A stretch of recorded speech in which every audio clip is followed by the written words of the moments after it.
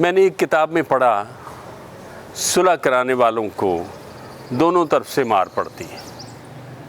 اب یسوع فرماتے ہیں مبارک ہیں وہ جو صلح کراتے ہیں کیونکہ وہ خدا کے بیٹے کہلائیں گے۔ بیٹے نے یعنی یسوع مسیح نے یہ ثبوت دیا ہے صلیب کے اوپر صلح کرانے کا، میری باپ کے ساتھ صلح کرانے کا اور میری اپنے بھائیوں کے ساتھ صلح کرانے کا یہ ثبوت فراہم کیا ہے، مار کھائی ہے، جان دی ہے۔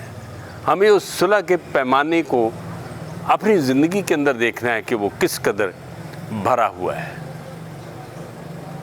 آئیے میں ایک مثال آپ کو دیتا ہوں۔ یہ مثال ہمارے گاؤں کی مثال ہے اور میرے پیدا ہونے سے پہلے کی مثال ہے۔ یہ بات میرے باپ نے مجھے بتائی۔ میں جب چھوٹا تھا تو باہر کے چھوٹے چھوٹے کام، دکان سے سودا سلف لانا، اس طرح کے چھوٹے چھوٹے کام میں کرتا تھا، اور ایک دن والدہ نے کہا کہ جا کے نا آج گوشت لیا، اور میں نے کپڑا لیا، پیسے لیے اور چلا گیا گاؤں کے دوسری طرف۔ کسائی تھا جس نے گوشت بنایا ہوا تھا۔ جب میں نے اس کسائی کو دیکھا تو وہ بڑا جوان اور بڑا جابر قسم کا وہ آدمی تھا، اور اس نے سلوکا اور دھوتی پہنا ہوا تھا اور وہ بیٹھا ٹوکے کے ساتھ گوشت کاٹ رہا تھا۔ میں نے دیکھا کہ اس کے بازوؤں کے اوپر اس جگہ پر بڑا سا ایک زخم کا نشان، ایک دوسرے بازو پر نشان، سر میں بھی اس کے نشان، اس طرح کے بہت سے اس کے جسم کے اوپر نشان تھے، اور وہ گوشت کاٹ رہا تھا۔ میں ان نشانوں کو دیکھ رہا تھا، بڑے بڑے زخم تھے، پھٹ جس کو کہتے ہیں، اور میں حیران ہوا۔ تو میں نے اس شخص سے کہا کہ چاچا یہ نشان کس چیز کے ہیں زخموں کے تیرے بدن کے اوپر؟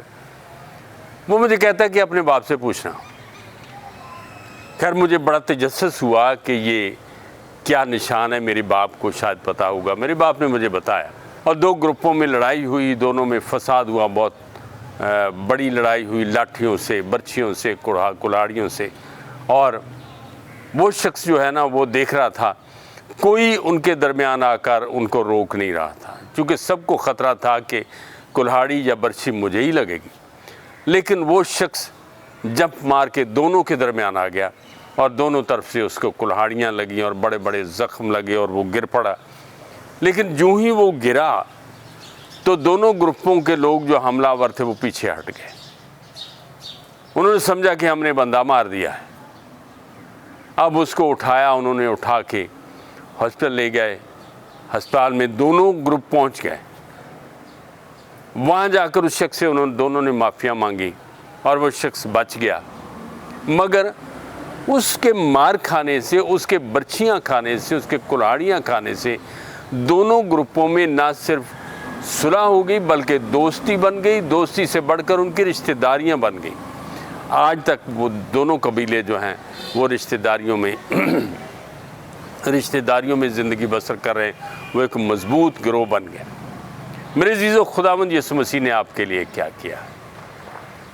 وہ جو صلح کا شہزادہ کہلاتا ہے، ہمارے لیے ایک لڑکا تولد ہوا اور ہم کو ایک بیٹا بخشا گیا، سلطنت اس کے کندھے پر ہو گئی، اس کا نام عجیب، مشیر، خدا قادر، ابدیت کا باپ اور سلامتی کا شہزادہ، صلح کا شہزادہ۔ اور خداوند یسوع مسیح کی یہ بہت بڑی سٹیٹمنٹ ہے مبارکبادیوں میں، مبارک ہیں وہ جو صلح کراتے ہیں کیونکہ وہ خدا کے بیٹے کہلائیں گے۔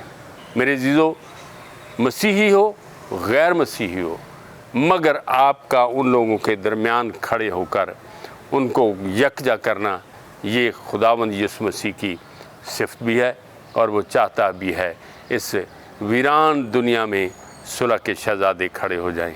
خداوند آپ کو صلح کا، سلامتی کے شہزادے بنائے، تاکہ ہم زمین کے اوپر صلح کا پیغام عملی طور پر لے کر آئیں۔ خداوند آپ کو برکت دے۔